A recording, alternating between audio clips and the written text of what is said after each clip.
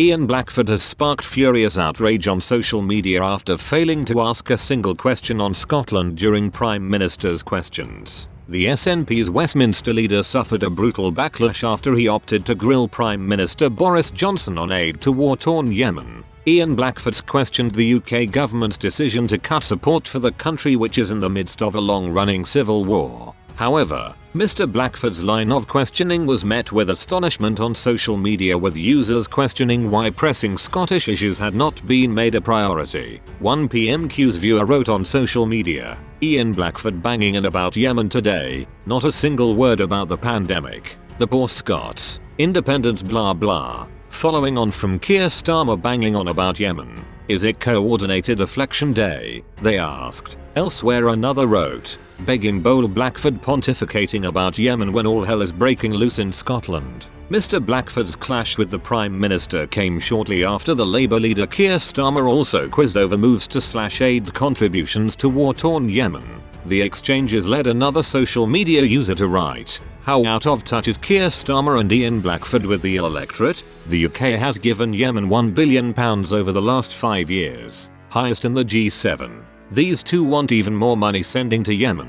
Can someone who agrees with them please explain to me why?" While another person commented, "Ian Blackford and Keir Starmer more interested in Yemen when COVID has crippled hundreds of thousands in our country. The UK has pledged at least £87 million in aid, down from a promise of £160 million in 2020 and £200 million in 2019.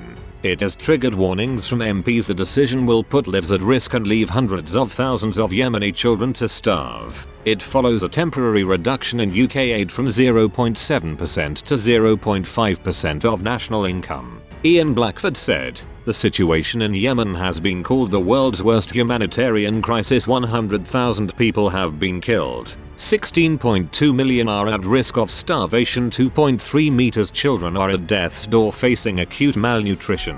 The UK government's response isn't one of compassion. Instead it is to impose cuts. That is what you're doing, Prime Minister. A 50% cut to international aid to Yemen, a move that the UN chief has described as a death sentence." He added, "Since the start of the war, the Tories have shamefully backed the Saudi regime with billions of pounds in arms sales and support. Despite evidence of war crimes, will the Prime Minister confirm that today's budget will force through these devastating cuts to international aid?" The Prime Minister hit back at the SNP's Westminster leader. He said, "Anybody listening to this debate will have heard me say this country, this government, in the last 5 years has given £1 billion to Yemen. On Monday, in case he thinks there's any diminution of our efforts, we will provide cash support to 1.5 meters of the most vulnerable Yemeni households, support 400 health clinics and treat 75,000 cases of severe malnutrition.